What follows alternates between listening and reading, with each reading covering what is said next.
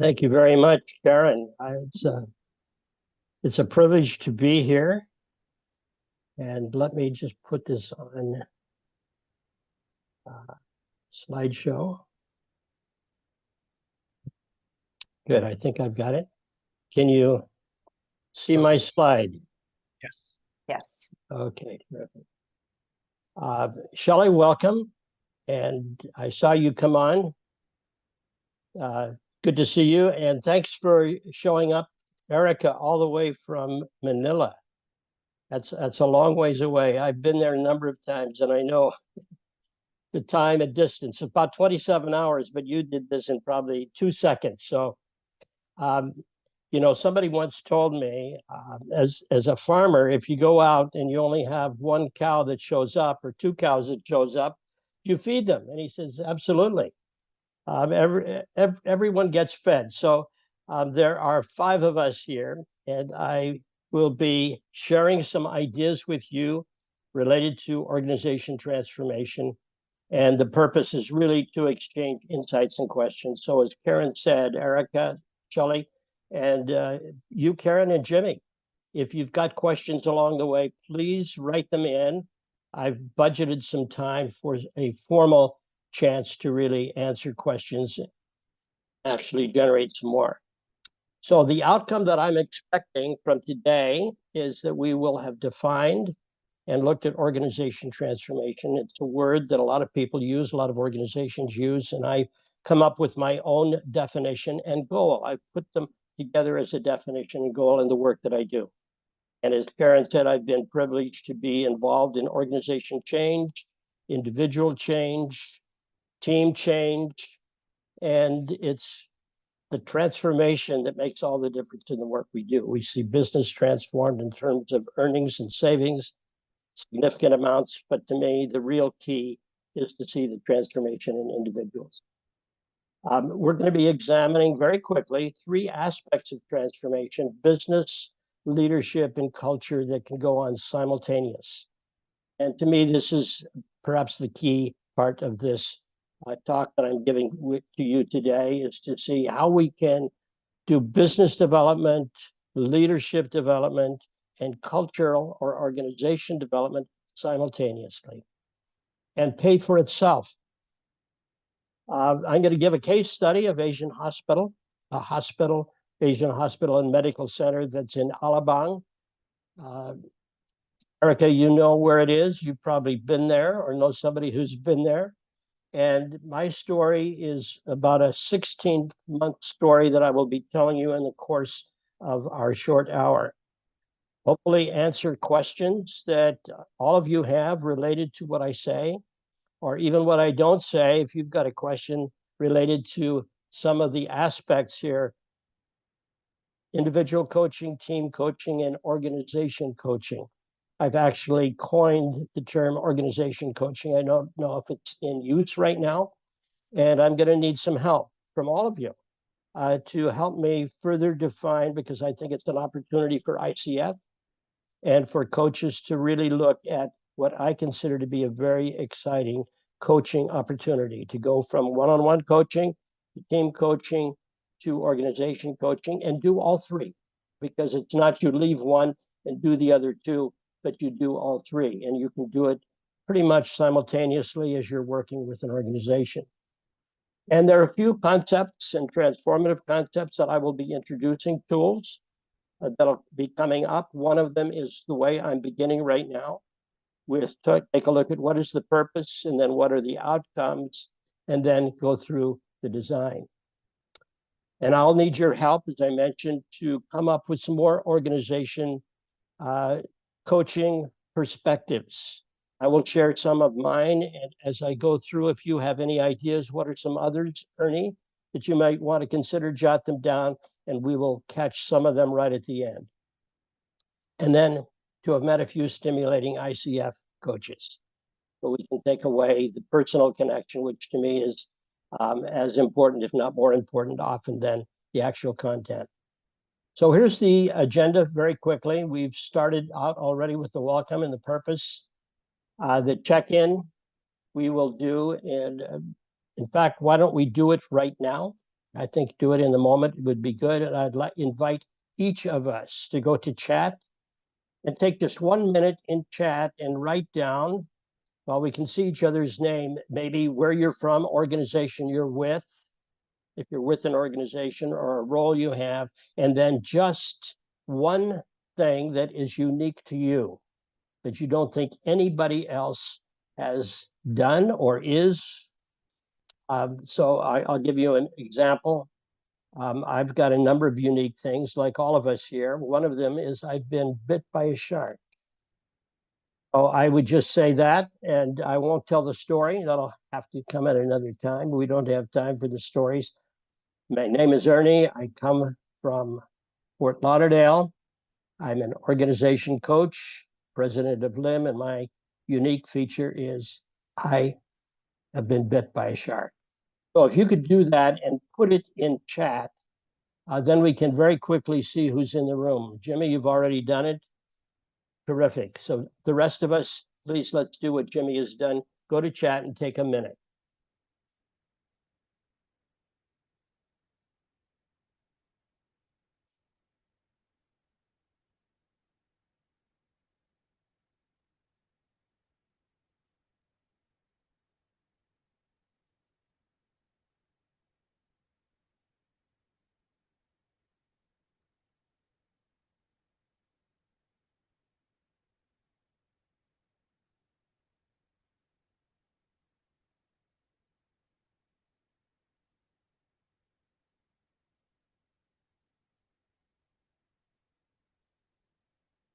And when you finish it, put it up, just click in.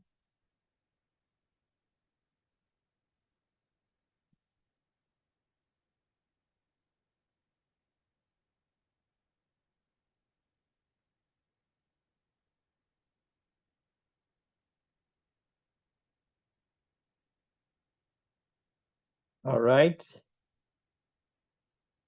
Shelley, if you and Erica could click yours in.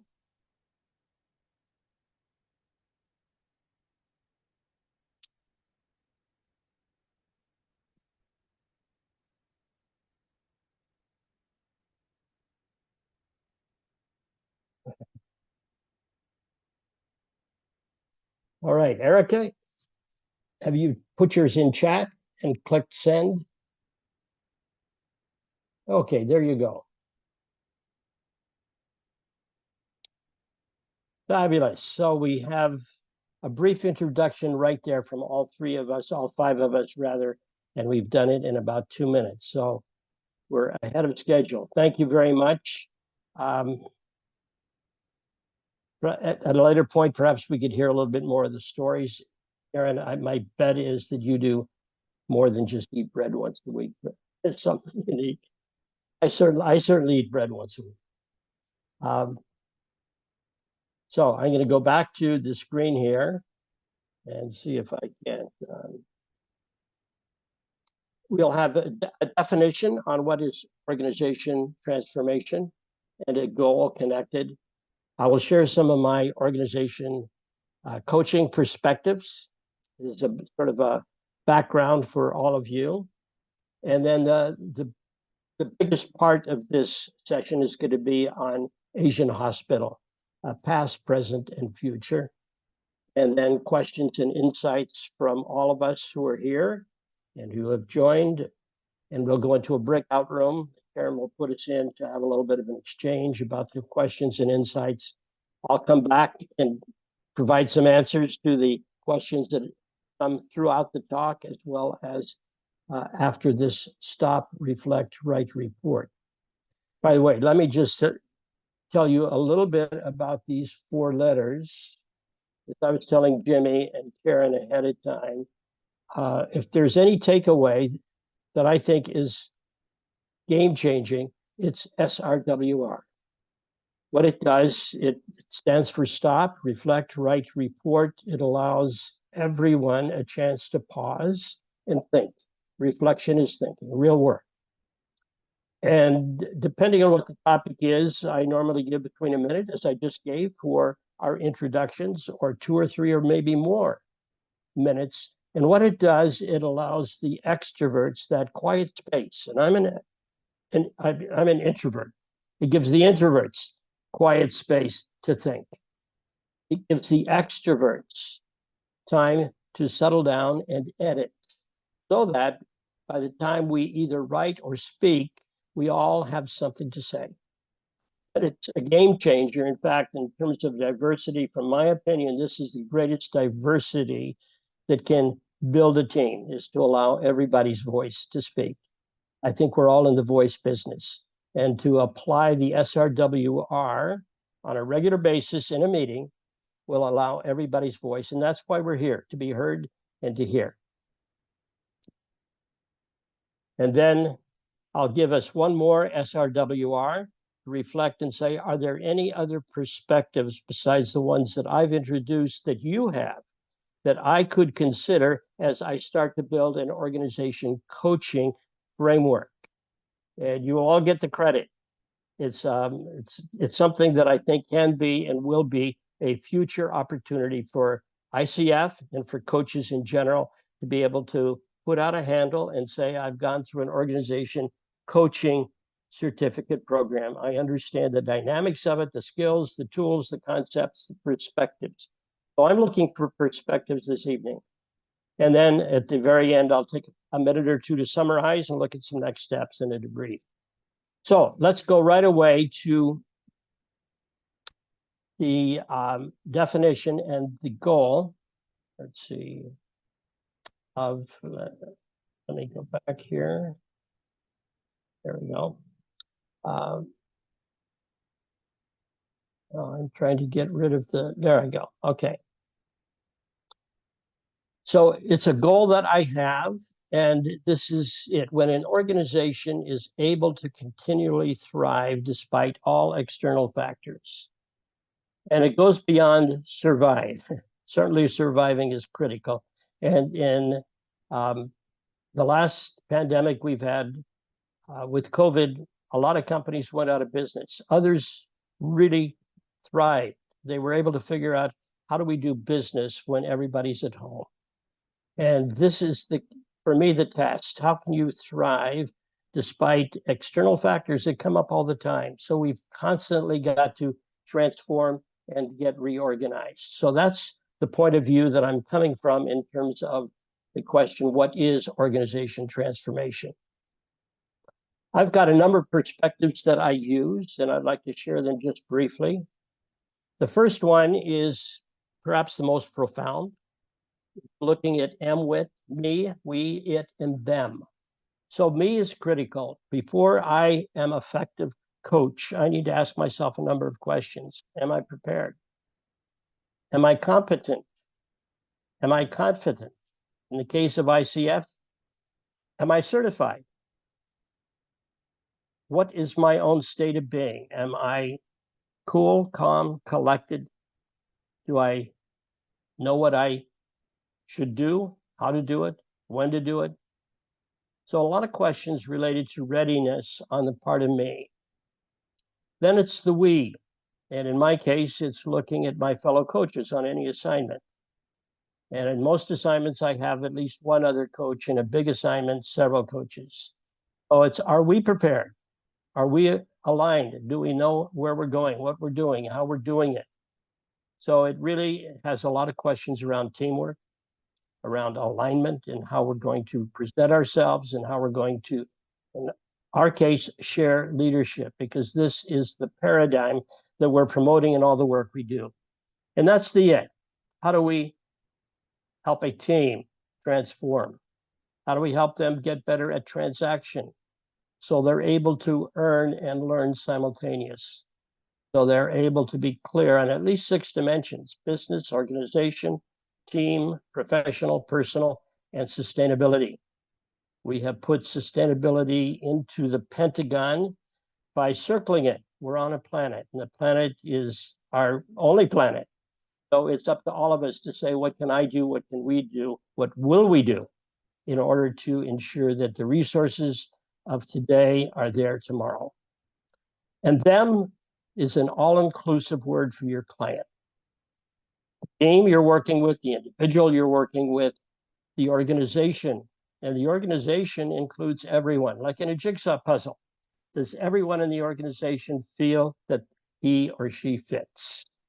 So it goes from the board to maybe the lowliest employee in the organization, including the leadership team, of course, the CEO, and all the line managers. So it's a pretty inclusive them, and it can go beyond them. It can go to the country. It can go to East Asia, South Asia, and it can go to the planet. So them is a very inclusive word. Obviously, looking at past, present, and future. Where have we been? What have we learned? Where are we now? What are we doing? What could we be doing? Should we be doing so that we are creating the future we want? And since we are advocating every organization become a learning organization, we have an intel inside called our 10 ARL principles: action, reflection, learning. It's based on the theory that if you reflect on your actions, the chance that you will learn more and learn better is there. It's a wonderful way to go back through any intervention, including tonight, this morning. Did we learn? Was this learning, or was it just a training experience? And we're looking at learning from 4 dimensions. I had a client, her name is Bernice McCarthy. She has a business called On Learning, and she has a paradigm for learning based on 4 different preferences: north to south, concrete to abstract, east to west, being reflective, and then active. And in between, in the upper right-hand corner, are the why learners who want to know what's the purpose, what are the outcomes. In the lower right-hand quadrant are the theoretical learners, the what learners who want to know, what does Ernie have to say, what's in the book. The lower left-hand quadrant are the how learners, and they want to know, how does it work anyway? What makes it tick? And the upper left-hand quadrant are the so what, why not, what now learners. We're really looking at how can I apply what I've learned. And we do all of the above, but we have a preference. And so by making sure in every session we talk about why, what, how, and so what, we'll capture them all. So it's a fabulous reference as a way to lead. And then I have the 5 shared leadership disciplines, a book that I recently wrote with a fellow partner of mine, Dan Swiheng. And the 5 disciplines here are connect, which we have done; contract, which we being here, Karen and Jimmy and I, have done ahead of time; collect, we're collecting ideas already through the SRWR, Stop, Reflect, Write, Report; collaborate, we won't have time to do today, but it's how do we work together to achieve together much greater than we would otherwise. And the 5th C is challenge, and that we will do in the debrief, and you will in terms of the feedback you give to this section. And then there's the 7 Ds. How do we go about consulting or coaching, whatever hat we have on, from actually how do we define what the need is, what the needs are, and decide whether or not we can or should do it? How do we discover? How do we diagnose? How do we design?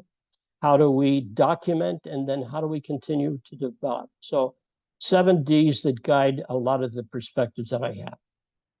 So I'm ready to begin the story.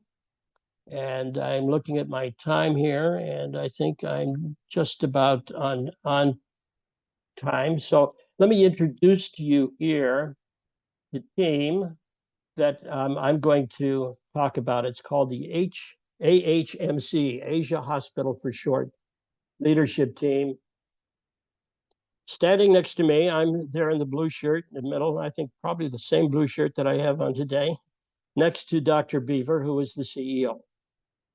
Standing on my left is Tay, and Tay is the co-coach for this assignment. She and I have been working together along with a few other coaches, Ruby and Anna, in previous engagements. And then standing next to her, the 2 ladies next to her are Jane and Sally, and they're from China. They heard about this story and they say, we want to come. And so Dr. Beaver said, why not? So they showed up and they attended a session that we ran in January. It was the fifth of 5 interventions, with more coming. So I'll tell you a little bit more about the story. The rest of the people in the back and on the side are members of the leadership team, 11 people on the team. So let me go backwards and tell you a little bit about Dr. Beaver, who is standing next to me.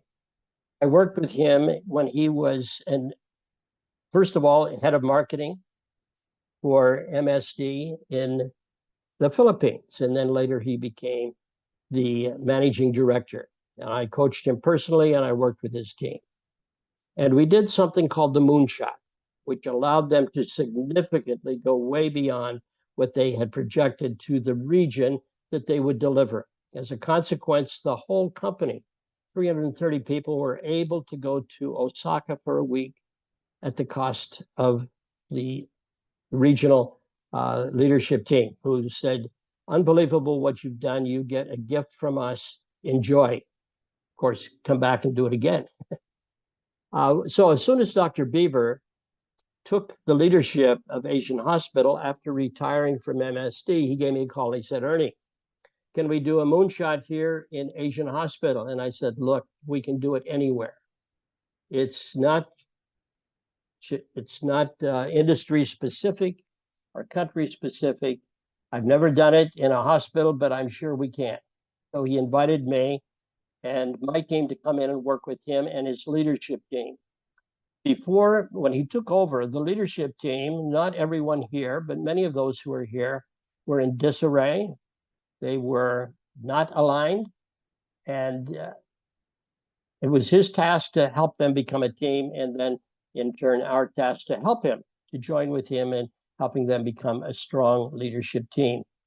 And in the process, in the first session, we introduced the idea of a moonshot, and they grabbed it and they made it happen.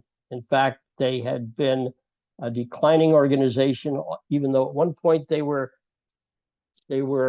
meant to be the #1 hospital in the Philippines. They had lost some of that glamour and they wanted to reclaim it.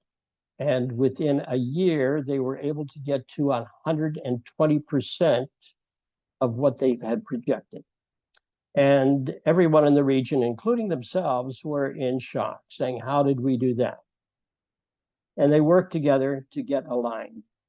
And that's the first task when we're working with the team, to help them really get clarity around who are we, #1, how do we work together? Where are we going as a team and as an organization? Are we clear on that? Are we clear on roles? Are we clear on when we meet, what we do, how we do it? Are we clear on our expectations, what we need and want from you, Dr. Beaver, and conversely, him to them? So there's a lot of work that needs to be done at different dimensions. And at the professional dimension, it's how do we turn difficult conversations into learning conversations? How do we learn? How do we turn our meetings from reporting to supporting, where people can come to a meeting and ask for help? So that team learned all of that. And then in January, when this picture was taken at Punta Fuego, a wonderful place to be, but an even more exciting place to work with the team. As you can see, pretty casual, did phenomenal work. They said, we've done our moonshot, let's jump to Jupiter. So they have a plan to jump to Jupiter and increase their profitability by another 20%. And then they took on a booster rocket to get them to Jupiter, called the Shared Leadership Development Program, which to me is a very exciting way to go from vertical alignment with the leadership team. When Dr. Beaver started, were like this, blaming and pointing fingers, and to coming together like this and then twisting and becoming like a steel cable. And now they're ready to go to the rest of the organization and invite their top talent, their top 25 people, to a shared leadership development program where they will be working on critical business transformational challenges. They've identified 5 areas, 6 areas, no, 5 areas right now. Or maybe it is 6. It is 6 areas. 6 areas, and probably 4 or 5 individuals from the leadership development program will be assigned or self-assigned to each of those 6 areas. So you'll have 5 teams of 5 or 6 teams of 5 or 6 teams of 4, all working with an internal client, somebody from this leadership team who will be the sponsor for a business problem opportunity that will be measured over the course of a 3 to 5 month period. And our team will be there as team coaches and organization coaches, helping them along the way, not telling them what to do, asking good questions like a coach would do, and getting them to do the thinking and to support any one of these clients, as you see here, actually turn a challenge into an opportunity that can be measurable with pesos, dollars and cents, as well as the transformation of the individuals. And the organization transformation comes not only because the leadership team is aligned, but also because each of the participants, you can imagine 25 participants or 30 participants going back after every module, a program of 3 or 4 modules of 3 days each, going back to their own team and cascading what they have learned as well as how they have applied what they've learned. So it's a very quick way to really cascade a shared leadership culture across the company. And we have been privileged to work with 18 companies. We've run 55 of these programs over the last 35 years. And we have been able to see unbelievable transformation in terms of the individuals, in terms of the teams, and in terms of the financial return of the company, as well as the teams themselves. So that's a little bit of the present.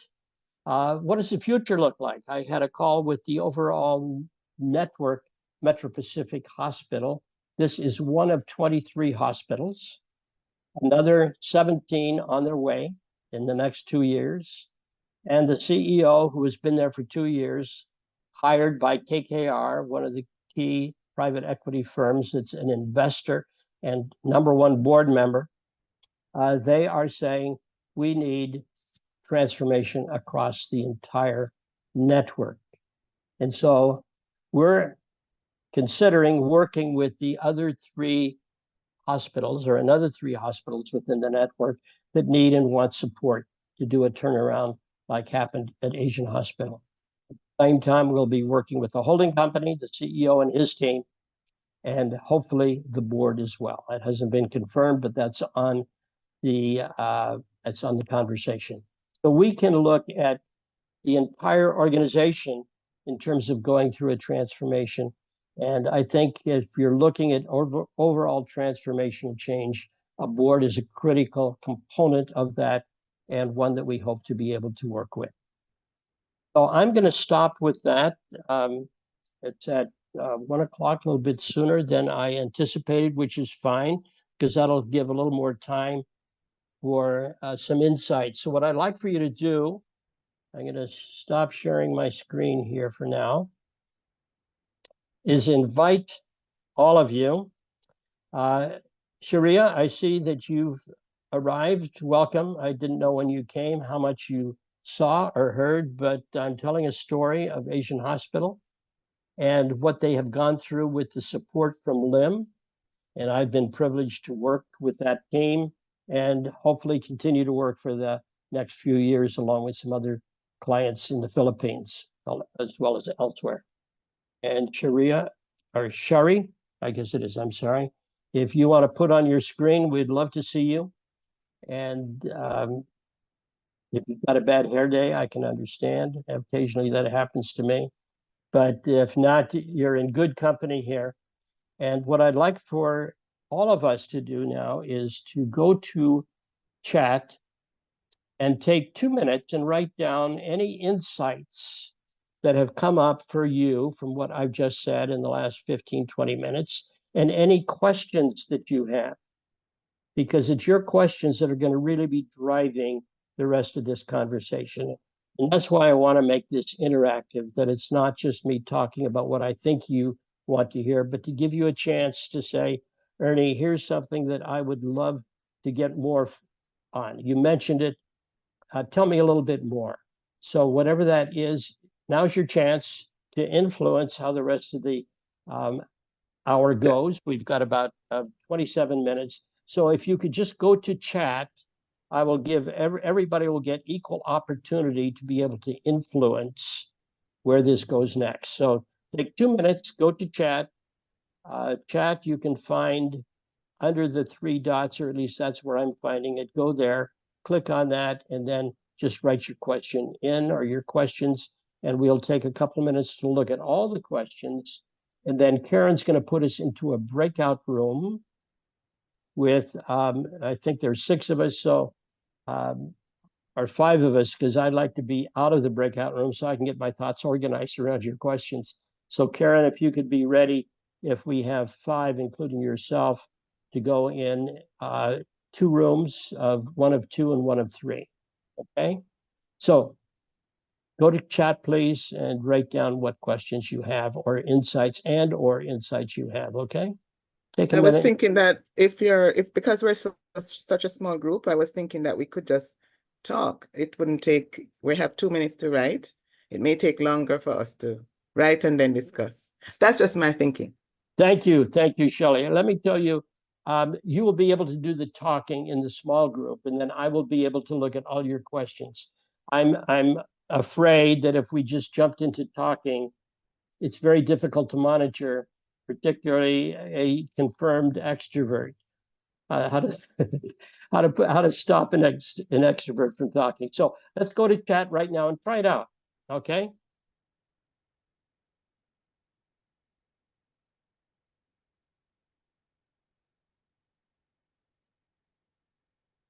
And if you could click on everyone, that'll make sure everybody gets a chance to hear it.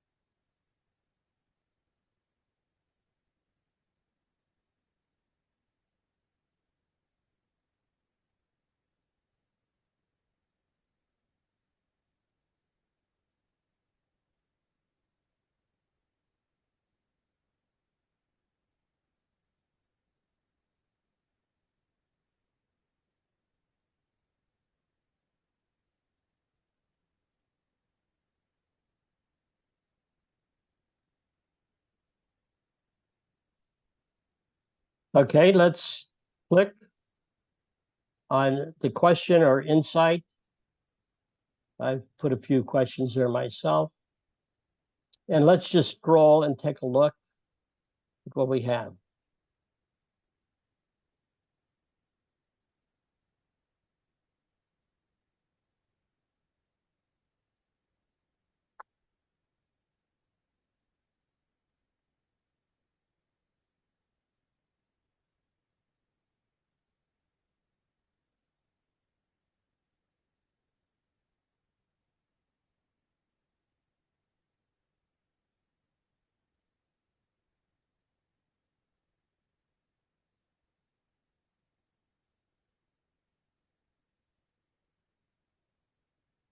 And if new questions come up as you're looking, by all means, write another question.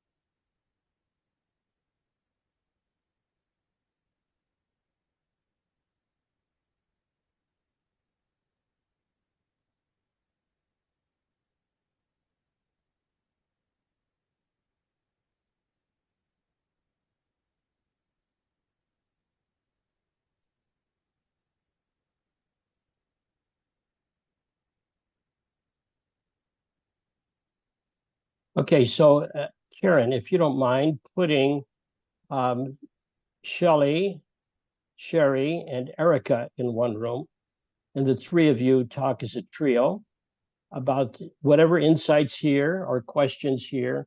And I've made a list, and you'll be back in 5 minutes. And then I will answer and respond to some of the questions that you have. And of course, if any other emerging questions, since we're so few, to your point, Shelley, we can have a bit of a conversation. Okay? So, Karen, can you do that? Can you put the three of them into one breakout room?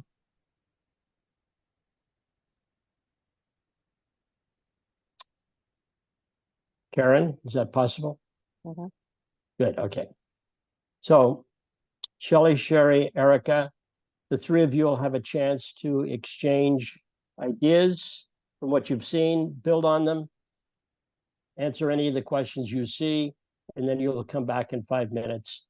And if there's any other insights or questions that emerge, by all means, I'll want to hear them. And then I'll take a few moments to respond to the questions. So go ahead, Karen, whenever you're ready. You can put the three of them into a breakout room.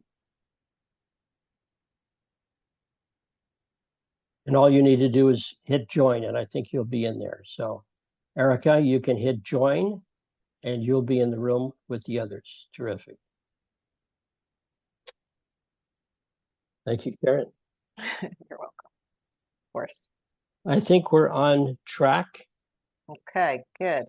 for, I know you were gonna, I had asked you to tell me at what time, 1:10? Yeah, my timer just went off. Just went off, Perfect. so perfect Just went time. off. Yeah, I Mhm. think I have my timing on my right here, so I'm paying attention to it and trying to be brief without being too brief, but we'll see. Okay, good. So I can tell the others, but to your question, I think it's a good one, which is how do people get enthusiastic, Mm-hmm.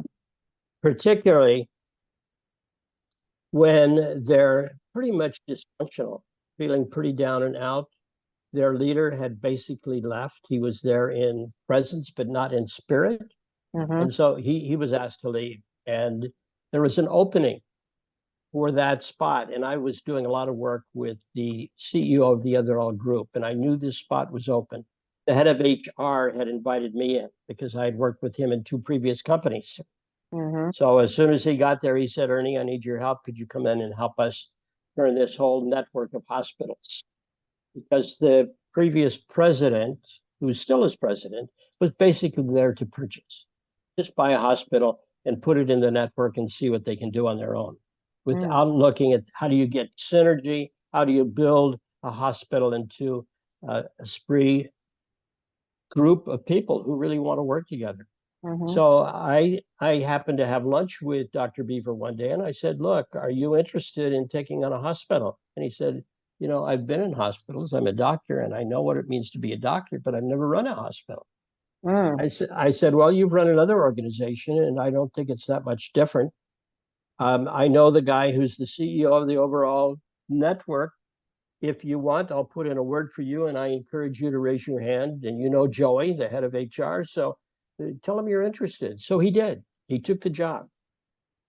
And so when he asked for help, and to me, help is a magic word. And that's what he did with his team. He said, look, I've been a managing director of a hospital. I'm a medical doctor. And so I know a little bit about hospitals, but I've never run one. And I need your help. And you've got mine. Whatever you need, tell me. I'll listen. I'm not going to make any big decisions until I've heard from each of you. So he went around and talked to everybody, connected personally, and asked me if I would come in and work with him and his team. And we used the five C's: connect, contract, etc. And I remember the first evening sitting with his team in a Chinese restaurant in Manila around this big table. If you can, I'm sure you've sat around big tables, round tables. It was a room, and it was a table that was at least 12, maybe 15 feet in diameter. And here all these people were sitting around saying, what is happening here? And so we went around and we just told stories that night. so they Mhm. could get loose, laugh with each other, have a good time. And that to me was the real beginning, the connection. And I think it's so true in any organization. Once you connect personally and you can continue to connect, it's unbelievable what can happen. And so they started to get to know each other, to like each other, and not just sit in little cliques and point fingers or talk behind others' backs. They really started to work together. A lot of things happened to make that engagement turn to enthusiasm, because that's really what it has turned into, a very enthusiastic group. It would be very hard to tell who the real leader is if you were to sit in on any of the meetings, because everybody is fully engaged. They know what they're going to talk about at every meeting. There's an agenda. The purpose is clear. The outcomes are clear. The agenda is clear. And as a consequence, things get done. Very often in meetings, and I'm sure you've seen this in clients too, they talk about the same thing over and over again. It doesn't get recorded. It doesn't get decided on. Next steps are ambiguous. And so, consequence, people Mhm. really get turned off.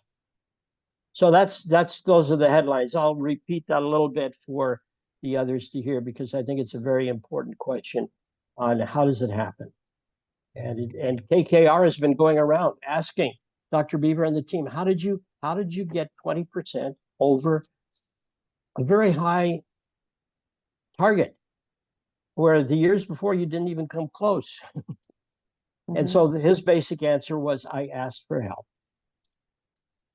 Okay. Welcome back. Did any more questions come up from your brief conversation? If so, please, somebody speak up, tell me. I think, Erica, you should go ahead with your question that was specific to him. Okay, Erica, what is it? Yeah, actually, I'm wondering how politics was eradicated across the horizontal and the vertical areas. Good question. Politics is everywhere all the time. It's another word for culture. What are the politics in this company, in this team? What does it take to go along, to get along? They basically started to create their own culture by setting team norms. What do we want to live by as a team? And so they really addressed it individually. We did a stop, reflect, write report, so everybody had a chance to say, here are 2 ideas I have in terms of norms that I think will help all of us really work together, learn together, and lead together. And they had a long conversation around those norms that became part of the building block of how they were to work as a team.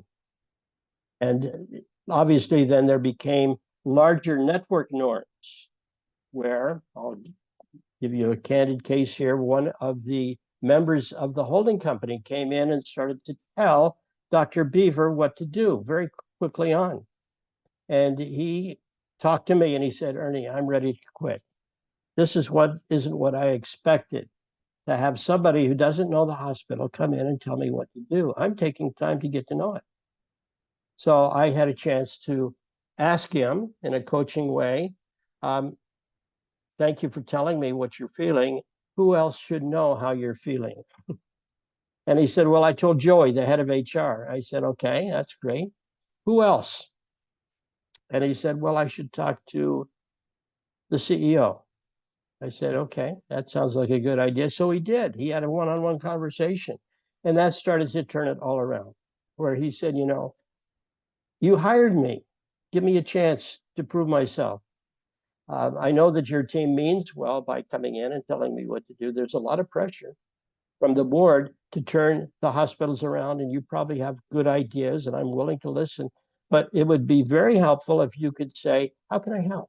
What are you doing? How can I help? As simple as that, with a smile on your face, rather than, I think you ought to do this, you ought to do that, you ought to do the other thing. He was ready to lead. But by that slight intervention one-on-one, who could you talk to besides me about what you're feeling and what you're thinking? So that turned that piece of politics around. Now, the politics is coming back because the board still has a high need to see change, ROI, return on investment, profits from all the hospitals. And so there is pressure on the CEO and his team to try to get that change. Part of Beaver's success is asking for help. And I think if there's one takeaway from this evening, that could be it. How do you introduce the help word, H-E-L-P, into any culture? And because that's where change begins, not where they need help, but where they want help.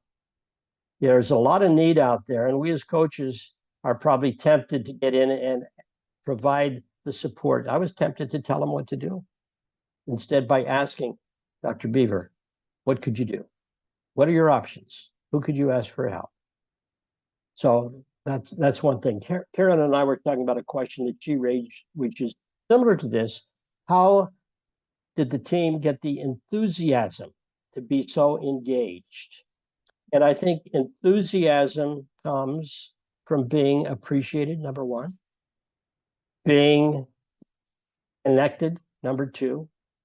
And when I first began working with that team, we began over dinner around in a Chinese restaurant, around a big round table, telling stories for 3 hours. So people could each influence the story that was told by taking a minute to reflect, did a stop, reflect, write report, and everybody came up with one question that could be the catalyst for a story. And we went around the table and heard all of the questions. And then everybody was able to choose any one of those questions and tell a story. So they couldn't be a yes or no question, but a story question. And by telling stories together, laughing together, all kinds of questions came up, beautiful questions, beautiful stories. A lot of them were a little bit risky. There were some tears. The people said, I'm going to choose this question because it's so personal and important to me. So being able to tell those kind of stories really helped to get the level of intimacy and trust along with the norms to allow them to really start connecting and working as a team. Shelley, you made a comment about going from reporting to supporting. And there's a very simple technique that we have called peer learning. And it's a 6-step process that allows anybody to come to any meeting and say, help, I've got a challenge, I've got an opportunity, I need your help. Here's a little background, no more than 2 minutes. And then everybody becomes that person and says, here are some questions that I would ask if I were in your shoes or if I were you. And simply write down open-ended questions.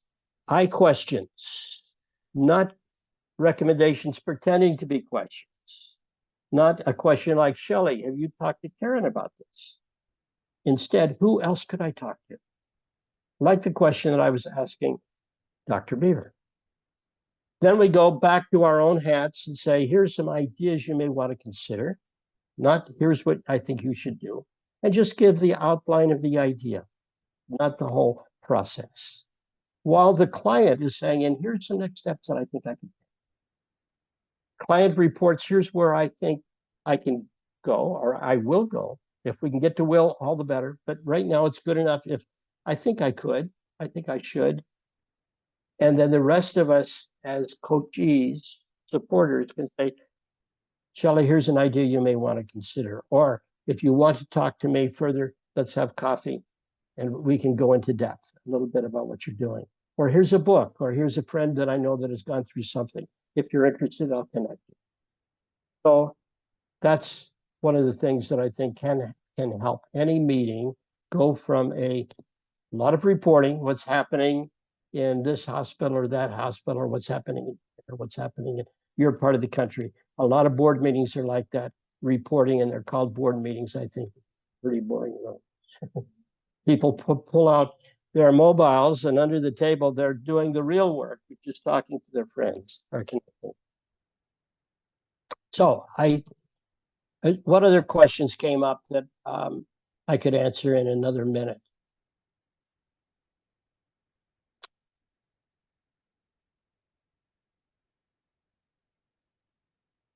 I said one Kodak moment. There's in the last part of the story, and I'll put this up here. This gentleman right down here, he's the CFO. You wouldn't know it. You would think he might be the CEO. He's got so much energy and enthusiasm. And they were taking a vote on whether or not to go for a shared leadership development program. What I told you about, it was we left the decision in their hands, whether or not to do it, and then how to start to design it and organize it in 3 different separate groups. And at the end, he said, I want to introduce something to all of you, and I'm going to show you what to do, and then I want you to join me and do it. So he came up in front of the room, and he turned his back to it. And then on the count of 3, he jumped up in the air and turned around like a gymnast. You know, I've seen gymnasts that couldn't do this like he did. So he was off the ground, probably a foot in the air. It took a lot of jump to get him in the air.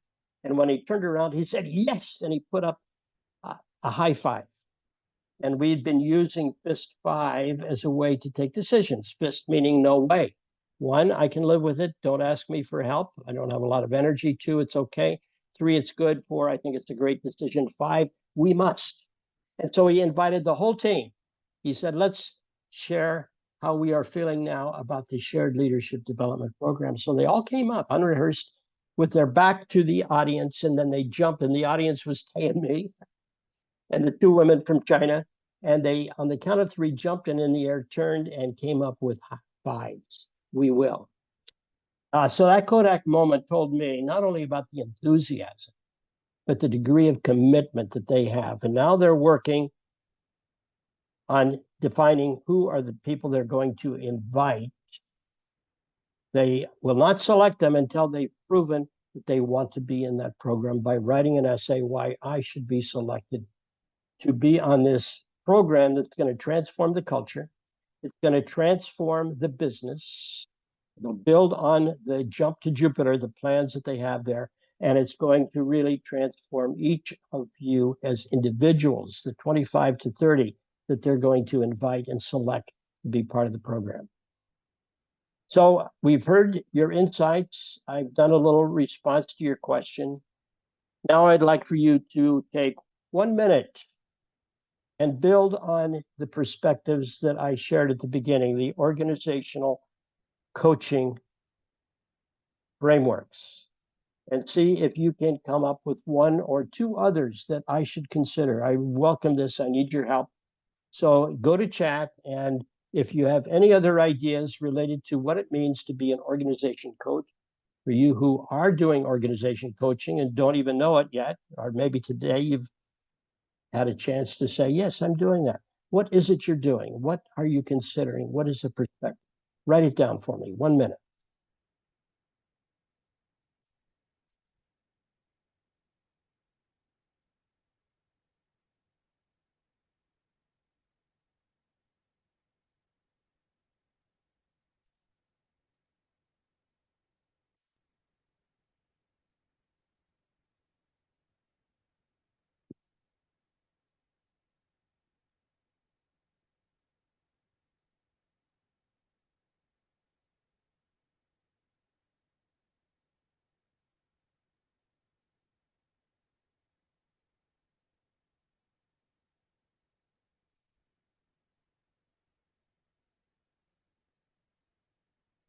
Okay, if you could please.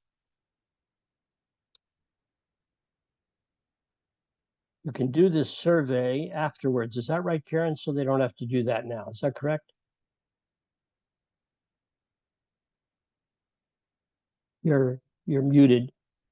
They do have to click on it before we end the session. Okay, so Um, you could click on it and then you could do the feedback there. That would be great. So you're not taking your attention off the 2 minutes that we have left to do that.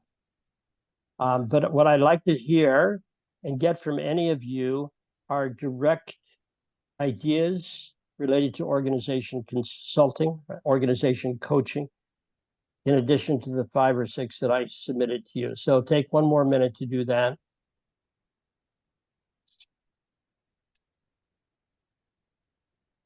And also, obviously, click on the link that Karen has listed so you're able to give more in-depth feedback.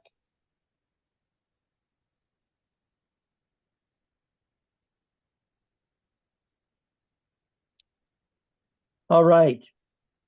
If you don't have it now, send it to me. You've got my email address. I will put that here on the screen.